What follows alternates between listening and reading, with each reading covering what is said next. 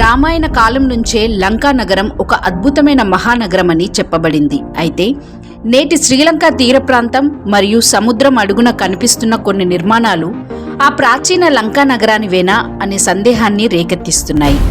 వాల్మీకి రామాయణంలో లంకా నగరాన్ని విశ్వకర్మ నిర్మించాడని పేర్కొనబడింది. బంగారు ప్రాకారాలు, ఆభరణాల్లాంటి రాజభవనాలు, అద్భుతమైన కోటలతో ఆ నగరం అలరారుతూ ఉండేదని వర్ణించబడింది. ఆ రాక్షస రాజు రావణుడు అక్కడి పాలకుడు. శ్రీలంక తీరానికి సమీపంలో, ముఖ్యంగా మన్నార్ గల్ఫ్ దగ్గర త్రింకోమలి ప్రాంతంలో కట్టడాల వలె కనిపించే రాళ్లు అవశేషాలు గుర్తించారు. కొందరు డైవర్స్, పురావస్తు శాస్త్రవేత్తలు మానవ నిర్మిత నిర్మాణాల్లా కనిపించే వాటిని చిత్రీకరించారు. ఉపగ్రహ చిత్రాలు, సోనార్ స్కాన్లలో కూడా అసాధారణ ఆకృతులు కనిపించాయి. భారతదేశం, శ్రీలంక మధ్యలోని రామసేతు ఇప్పటికీ కనిపిస్తుంది.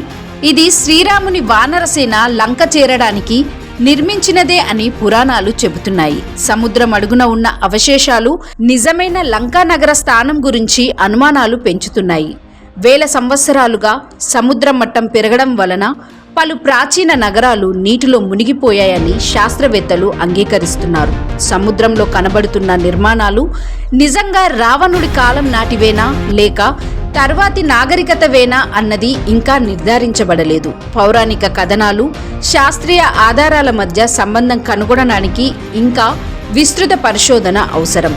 లంకా నగరం నిజంగానే సముద్రం అడుగున మునిగిపోయిందా లేక పురాణ గాథలలో మాత్రమే ఉన్నదా అన్నది ఇంకా రహస్యంగానే మిగిలింది. కానీ శ్రీలంక సముద్ర తీరంలోని అడుగున కనబడిన ఆనవాళ్లు ఈ రహస్యాన్ని మరింత ఆసక్తికరంగా మారుస్తున్నాయి.